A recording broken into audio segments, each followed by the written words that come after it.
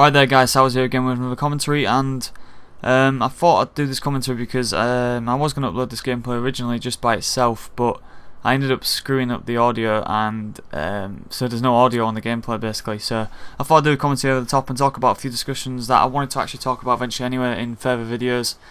And these are kind of topics which some of them I kind of have control over, and some I don't, but yeah, make sure you post your comments below on it, because I read every single comment on every video.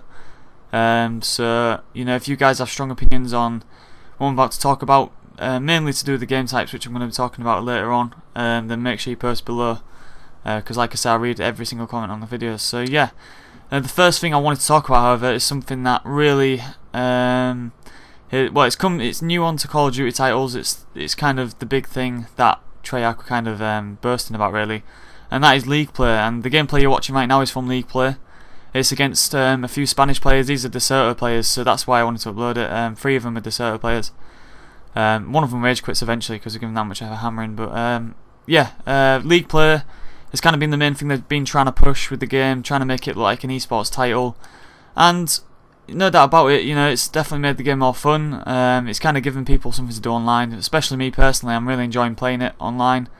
It's kind of the main thing that everybody's looking to do, especially stream wise. I've been streaming since the game's come out, and that's what I've been streaming.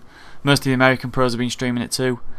So you know, obviously it's going down quite well, but I still feel there's quite a few improvements they could do with it. Not just in terms of the rule set, because obviously there's a competitive ladder and a public ladder, and the competitive ladder still has air support on for one, which I'm not a big fan of, like you'll know in my past video that I did about score streaks. And kind of it seems like they've just thrown any maps in there as well, but I guess it is test season, so it's going to be like that. But game types and setting wise, we can't really expect much more really. I can see why they've put air support in, just to kind of get people into the playlist. So even though it's a trial season, I guess if they do the first month until December with air support on, then it's going to make a lot more public players play it. And then if we do remove air support, which I'm hoping we do, and hopefully Treyarch could go with it as well, then these players will probably stick around, so it might not turn out so bad in the long run. But the things I want to talk about with League play are not really to do with actual gameplay, it's to do with out of game. Because I've been playing a lot with dominance players, and you know, some prophecy players now and again, and people like that. And when we've been matchmaking, we've had a lot of problems with the servers, and a lot of people have been complaining about this. Not only is it hard to get in a match, but as well, just the way the solo ranking system works and the team ranking system, I think they've got it completely wrong, personally.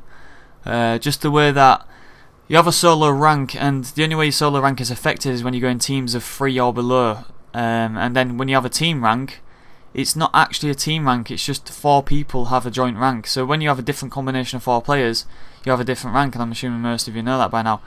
But what I thought would be a much better idea is if the solo rank was affected no matter how many players are in the lobby. So you have your solo rank, and if you play with a team of 4, your solo rank should be affected from playing with a team of 4.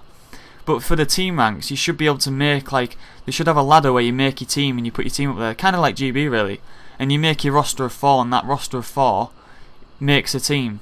So you choose if you want a roster of 4 to be a team or not, or you choose if you want a roster of 4 to be like a solo team that's just like a pickup team. But they're not really giving you the option with that. What they're doing is they're making it so if you team with 3 mates, they're assuming that's a team, and you got to make a team name, and it affects your team rank, and your solo rank goes out the window. So basically, you're not going to find many pros going, you know, doing solo, because it's all about teamwork. It's all about playing with players that you enjoy playing with. And why would people want to go into a matchmaking playlist by themselves, or you know, when they've got people they can play with? So I just think that way would work better if the solo rank was affected at all times, unless you chose to make a team on the team ladder. That way the team will have its own rank, and you will have your own rank. And as well, I did actually tweet about, I think they should show it somewhere, so that, you know, public players can kind of, that's something that public players like. You know, they like it where they can show off what league they're in. If they want to show off they're in Platinum League or Master League, and it shows it on the combat record. That's the kind of thing that public players like. I think that would be a really good addition as well if they put it in the combat records, so people can actually see what league you're in and things like that.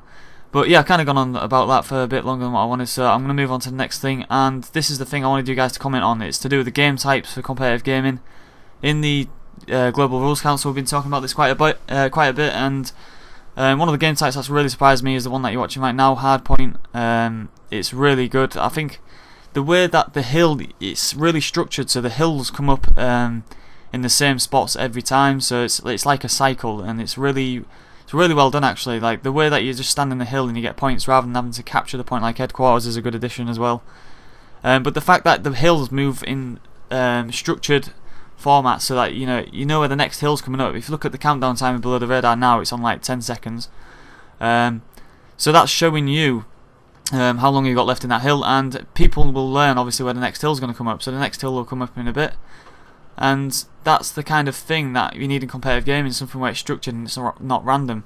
People do sometimes say that okay, the spawns can still favour one team or the other, and I guess they can, but it's at the end of the day, you know where the hills are coming up, so it's up to your team to set up around it. People don't like to draw comparisons to Halo, and Halo is a different game, but sometimes you can draw comparisons to a different game, because the simple basics of Hardpoint are exactly the same as the simple basics of Halo.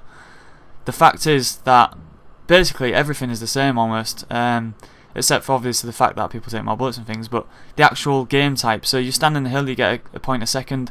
The spawns, they're not the same all the time, they change now and again, things like that. But overall, it's definitely a really good game type. I'm enjoying it the most out of all of them so far, I'd say, because it's really fast paced. I think a 3-second respawn timer would help it as well.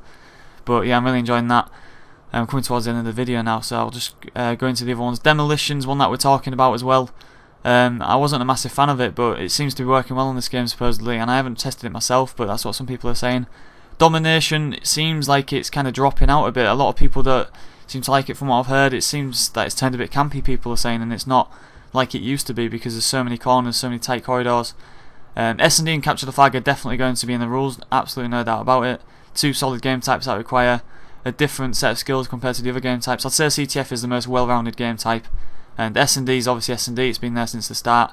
And I can see one S&D being in, and then probably two CTFs, and then the other two being something like Hardpoint and Demo. But make sure you guys post below what game types you want to see in the game, because like I say, all feedback I get, I'll read it and I'll test stuff out myself, so make sure you post your comments below. But yeah, I just thought I'd do this quick commentary over the top of the gameplay, get something uploaded for you guys. And I just want to say thanks for all the support so far, because the views on our last two videos have blown us away a bit. So yeah, thanks a lot guys for watching. The next video will most likely be some league play, or I'll try and get some pickup scrims as well. But yeah, see you guys in the next video. Please drop us a like, and thanks a lot for watching.